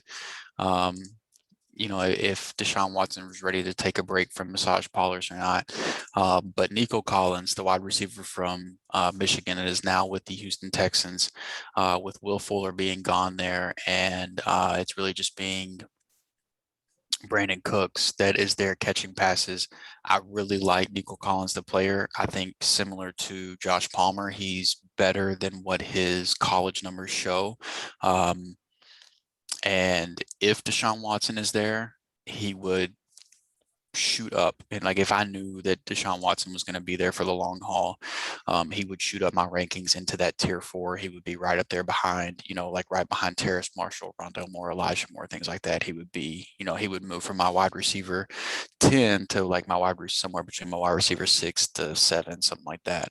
Um, So I mean, I say shoot up. He would go up 2 tiers, but not a whole lot of wide receiver positions. But I like Nico Collins, the player, a lot. Now it's if you're gonna take him in a rookie draft right now, it's gonna be gross because you're not gonna know what's gonna happen with Watson. And if Watson is gone, you're talking about possibly Tyra Taylor, Davis Mills. Like the quarterback play is gonna be gross. He's gonna be somebody that honestly. In 12-team leagues, after his rookie year, you'll probably be able to get him off the waiver wire because a lot of people are probably just are gonna drop him because I don't think he's gonna have a lot of year one production if Watson isn't there. But if that does get sorted out, I do think he has the physical tools to be a good receiver in this league. But he's got he's got a lot working against him. But he's somebody right here in the back of the second round I like taking a flyer on. Yeah, I definitely agree. I think he has tremendous upside as well for Dynasty. Say if the Deshaun Watson thing does end up blowing back, and he is able to play here in the near future, we'll see what happens. Obviously, probably not going to be for the Texans though, because he's still kind of got his heels dug in about wanting out of that organization. But very strong chance that he has the number one overall pick throwing him the ball next year. So yeah, this kind of is what it is. So now we're getting into just the ugly part. After because really Nico Collins was the only other guy that I really would have targeted. Maybe Dwayne Eskridge would be a guy you could select here as well. But I mean, you're run heavy offense. Already have Lockett and DK Metcalf there. Um, there's just not a lot of targets. So for me, um, I'm just going to take a flyer on a position that is extremely thin. Hopefully, the draft capital hits and the talent hits there, but I'm going to be taking Pat Fryermuth, tight end, for the Pittsburgh Steelers. We know Big Ben loves to target the tight end, especially whenever you're in nightclub bathrooms. Love those tight ends. Oh no. Oh no. But but um but yeah, Fryermuth, very talented dude, fantastic run blocker, and just kind of a more reliable option can possibly be the Heath Miller of that offense as opposed to Eric Ebron, who loves to drop balls constantly.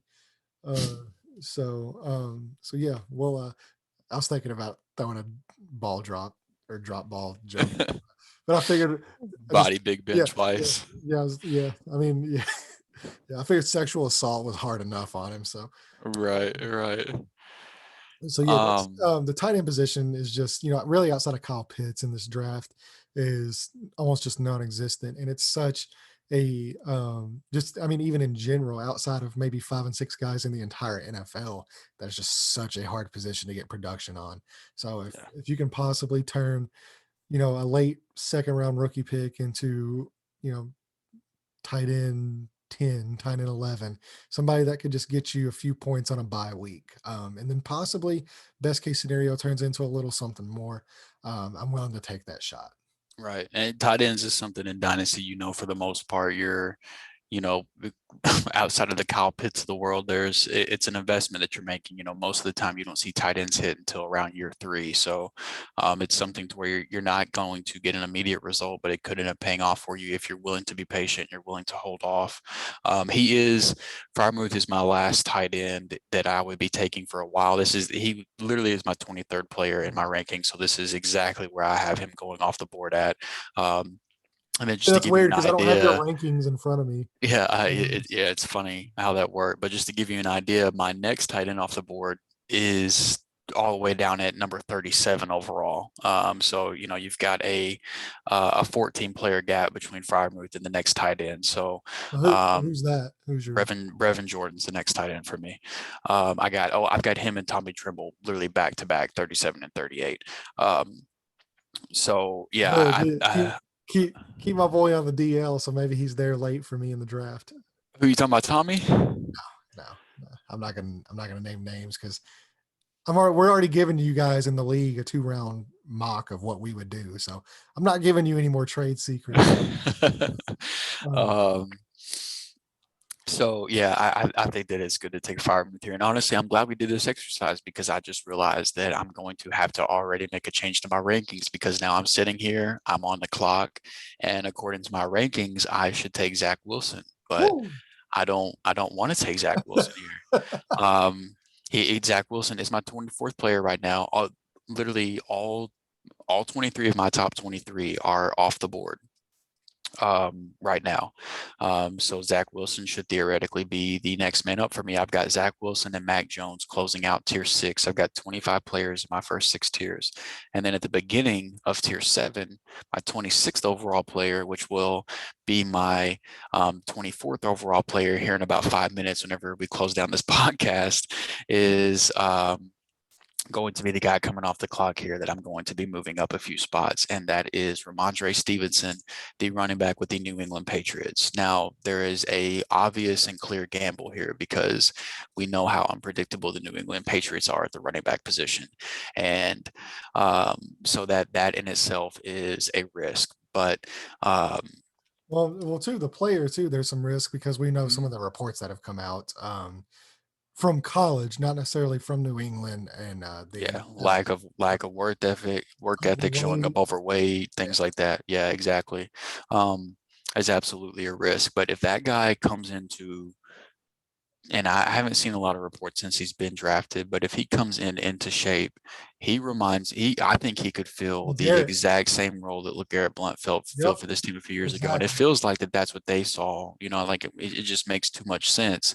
And the one good thing about this investment, in my opinion, is I think you're going to know pretty quick if this is going to work out or not. Because if he shows up overweight and he has a lack of work ethic and all that shit that was, supposedly happening in college, if that happens in New England, he's not going to be like they're not going to just keep him. Like they'll just ship his ass out. Well, that's actually funny you actually say that. That's who it reminds you of, because there was actually a report I remember seeing a few days ago where the running backs coach from New England says that he's LeGarrette Blount 2.0.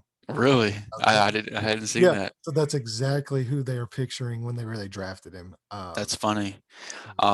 Yeah, I mean, I just think, the investment they made in Sony Michel, clearly that didn't work out. And I think that he could be on his way out. And, he's Ramondre Stevenson isn't going to catch the ball like James White's there. He's one of the best at what he does in terms of doing that. Like, that is his role. That's secure. But in terms of being an early down back, a goal line back, I do think that Stevenson could possibly carve out that role. Now you've got Sony Michel's there.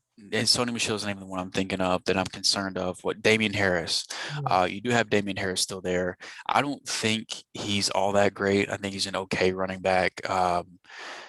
So I mean, we'll see what happens with that. But for a dart throw in the back of the second round for a running back that could possibly turn into a guy that you're starting as a flex or a running back to, and once the bye weeks start hitting and things like that. Now it's always going to be a gamble in New England. We know how much of a headache it is to try to deal with the running back position for that team, and I understand that. But Well, especially with Cam in the fold too, because those red zone, yeah, which you could still plenty of red zone opportunities. Yeah, absolutely. That's another factor to consider for sure. So there's plenty of risk involved, but I mean, everybody that's left on the board, there's plenty of risk involved at this point. So it's really just at this point, you're taking your favorite dart throw, you're taking your favorite risk. And really after pick 7, there's plenty of risk involved. sure. And I mean, and that's just, we're talking about high end risk, but rookie picks in general, there's just an extreme amount of risk involved in rookie picks, as opposed to established players. But that's where you can possibly get the most bang for your buck. Is out of those rookie picks. Right. That's having dart throws in a rookie draft is not a bad thing at all.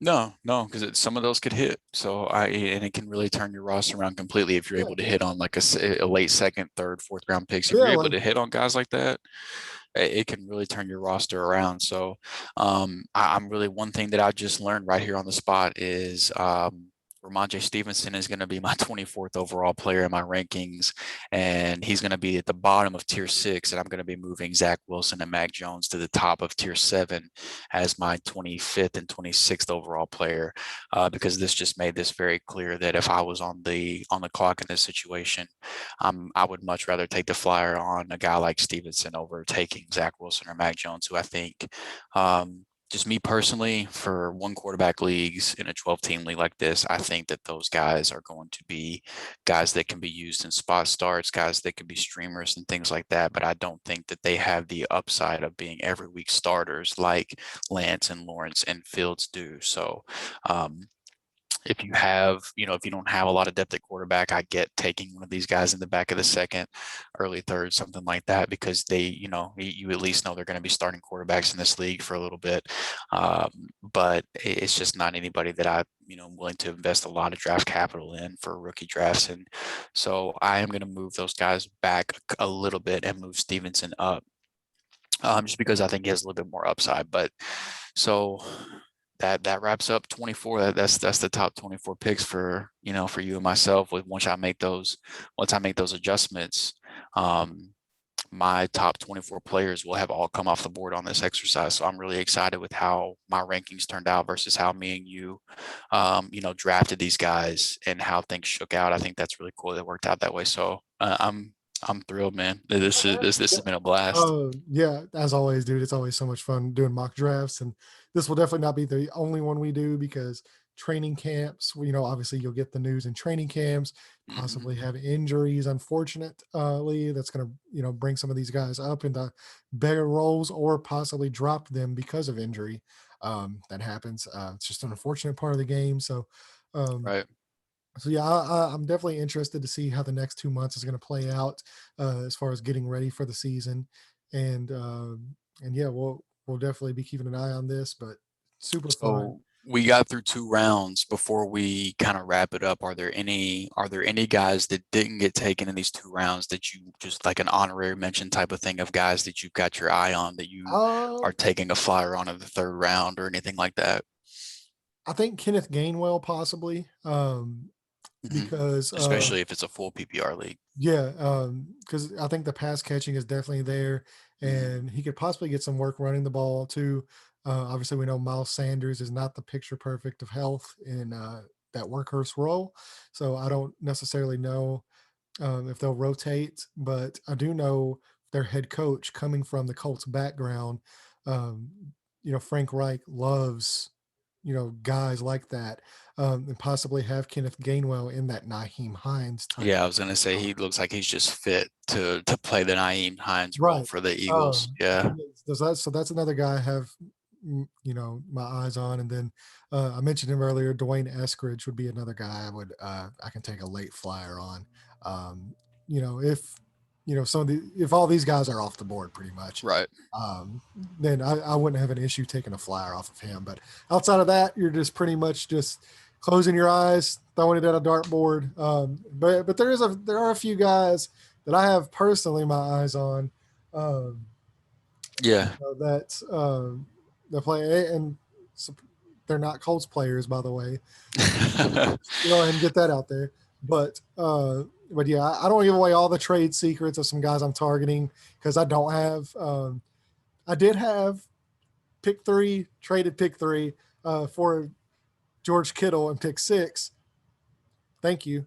Um, it's my only share My of Kittle pleasure. I'll ever own, and I'm super excited about it. But then I traded 6, got Mike Evans out of it, because I think Mike Evans is better than the 2 receivers I was going to Yeah. target at 6. Yeah. So I would have done that in a heartbeat as well. yeah, so I mean, turned basically turned pick 3 into George Kittle and Mike Evans. So pretty excited about this upcoming season. I'm but yeah, there's a few players that I've kind of got my eye on, especially once training camp starts.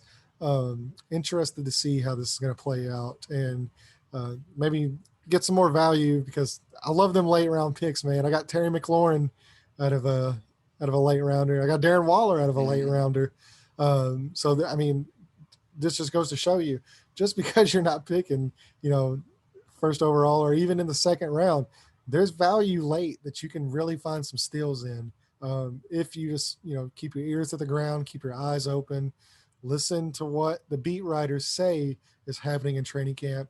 Don't fawn over the national media guys.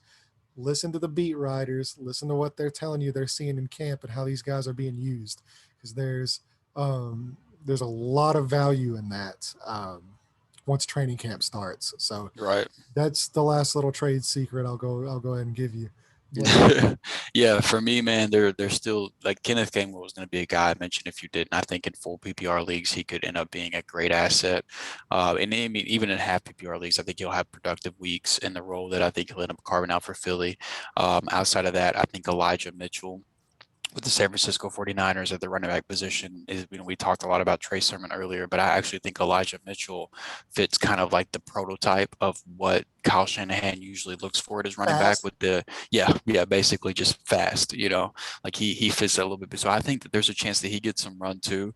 And, there's a chance that week 8, we're talking about Elijah Mitchell as the number one waiver wire ad because everybody else is hurt. And, and if that happens, Elijah Mitchell will probably be a top 5 running back that week because of how great that scheme is for the running back position. So I think he's worth taking a flyer on late. I like Jared Dokes a lot as well, the running back for the Miami Dolphins. I think they took him with like their last pick in the draft, but I mean the competition he has to I think whenever I was looking at who is this year's James Robinson or whatever, there's Right. not going to be a James Robinson every single year. Right. But a Yeah. lot of No. people were, No. a lot of people were saying Javian Hawkins was going to be the guy because Atlanta had a clear chance to draft a running back and chose not to. And Mike Davis is really the only one there. But Javian Hawkins, just with his size and things, I don't We see don't. any Yeah. chance that he's Yeah. going to be. And we don't tolerate Mike Davis Yeah, no, non-workhorse no, yeah. on There, this. there's no Mike Davis slander allowed on this podcast, so we won't No. even entertain that. Yeah. Um, but I think Pure I workhorse think role. I think Jared Dogs has the skill set to possibly be a workhorse back if he finds himself in that role. And I mean, the Dolphins did sign Malcolm Brown. They've got Miles Gaskin and Ahmed that both saw success last year. But I look, I wouldn't be shocked if we were talking about at some point next year that Jared Dogs is the running back to own in that backfield.